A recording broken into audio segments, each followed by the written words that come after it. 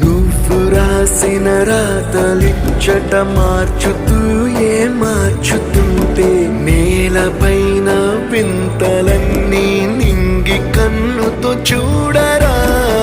ఈశ్వరా పరమేశ్వరా చూడరా ఎటు చూడరా